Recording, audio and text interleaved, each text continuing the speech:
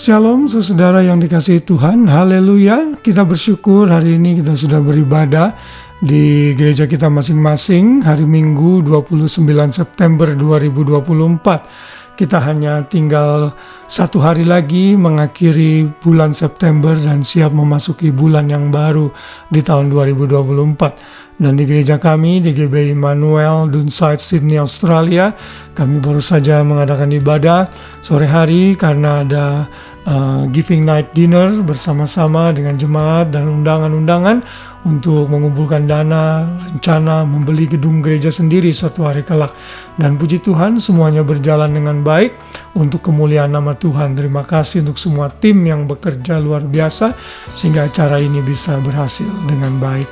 Baik, hari ini kita kembali mau membaringkan diri dan istirahat. Atau saudara masih melakukan kegiatan yang lain, tidak mengapa. Namun izinkan saya untuk menemani saudara dalam renungan malam, masih belajar mengenai mengelola hidup kita. Saya beri judul hari ini, hidup mengendalikan diri. Saudara, kalau kita mau hidup benar-benar mengelola hidup kita dengan baik, maka kita harus bisa memiliki roh pengendalian diri, mengawasi hidup kita dengan sebaik-baiknya. Ini adalah kegiatan manajemen yang terakhir yang bisa kita lakukan. Setelah rencana dirumuskan, kita melakukan pengorganisasian agar rencana berhasil, maka kita harus mengawasi seluruh kegiatan sehingga semuanya dipastikan berjalan pada porsinya dan kita bisa menggenapi tujuan atau goal yang sudah ditetapkan dalam perencanaan tadi. Dalam Amsal 25 ayat 28 di sana dikatakan, orang yang tak dapat mengendalikan diri adalah seperti kota yang roboh temboknya. Jadi saudara dan saya harus memiliki roh pengendalian diri. Kita harus bisa mengawasi hidup kita sebaik-baiknya. Bagaimana kita bisa mengawasi hidup kita? Yaitu dengan firman Tuhan. Di dalam 2 Timotius pasal yang ketiga ayat 16, saudara pasti tahu bahwa di sana dikatakan firman Tuhan itu adalah diinspirasikan oleh Tuhan sendiri dan bermanfaat untuk mengajar, untuk menyatakan kesalahan, memperbaiki kelakuan dan mendidik orang dalam kebenaran. Bila kita ingin mengendalikan diri sebaik-baiknya, hanya firman Tuhan yang menjadi benteng terbaik untuk kita. Kegiatan pengawasan juga dilakukan dalam banyak organisasi dan harus dilakukan. Paulus misalnya memberikan contoh bagaimana ia menasihati Timotius anak rohaninya yang menggembalakan di Efesus agar mengawasi dirinya dan awasi ajarannya, bertekun dalam segala hal yang sudah diajarkan kepadanya. Itu dalam 1 Timotius 4 ayat 15. Dalam hal kehidupan pribadi kita pun harus melakukan pengawasan. Dalam bentuk apa? Dalam bentuk pengendalian diri. Apa yang kita mesti lakukan dalam hal pengawasan diri ini? Dalam hal mengendalikan diri ini, kita harus sering-sering melakukan evaluasi diri. Sehingga kita menguji diri apakah kita masih tetap setia kepada Tuhan atau tidak. 2 Korintus 13 ayat 5 dikatakan, ujilah dirimu sendiri, apakah kamu tetap tegak di dalam iman.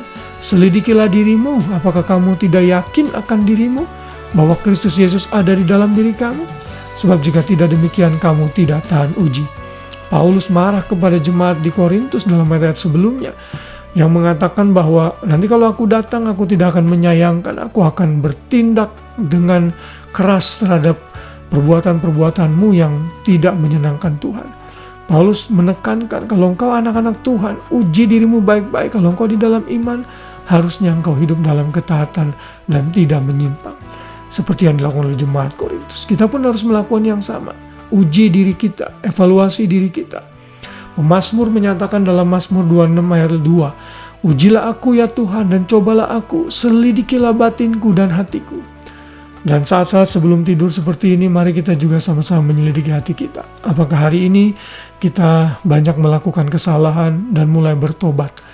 Bila kita lakukan itu dan mulai hidup sesuai kehendak dan perintah Tuhan. Dan pengawasan yang terpenting adalah tentunya mengendalikan hidup kita. Karena pengendalian diri adalah bagian dari buah roh. Kalau saudara mau mengelola hidup dengan baik, saudara mesti punya pengendalian diri. Uang yang saudara punya tidak boleh diboroskan dengan sembarangan. Saudara harus membuat budget dengan sebaik-baiknya. dan benar-benar hanya membeli atau belanja sesuatu yang saudara butuhkan, bukan hanya yang saudara inginkan. Saudara, pengawasan penting dalam diri kita, dan itu dilakukan dalam bentuk pengendalian diri kita. Tadi kitab Amsal mengatakan bila kita tidak mengendalikan diri kita seperti kota yang tidak memiliki tembok dalam bentengnya yang teguh untuk pertahanan. Karena pada zaman dulu mereka mengadakan perlindungan dengan membangun tembok-tembok yang tinggi dan tebal. Orang yang bisa mengendalikan diri seperti kota yang dibangun dikelilingi oleh tembok-tembok yang tebal, sehingga musuh tidak dapat masuk. Serangan iblis, serangan kedagingan tidak akan bisa mempan bila kuasa Roh Kudus menaungi kita, sehingga kita memiliki roh pengendalian diri. Biarlah kita bisa menjadi pribadi yang lebih baik lagi hari demi hari dengan mengelola hidup kita, yaitu melakukan perencanaan, pengorganisasian, dan yang terakhir, mengawasi diri kita sebaik-baiknya. Biar kita makin bertumbuh dan maju di dalam Tuhan, sehingga hidup kita benar-benar bermanfaat untuk orang lain dan untuk kemuliaan bagi nama Tuhan. Karena kita sudah mengelolanya dengan baik oleh hikmat Tuhan.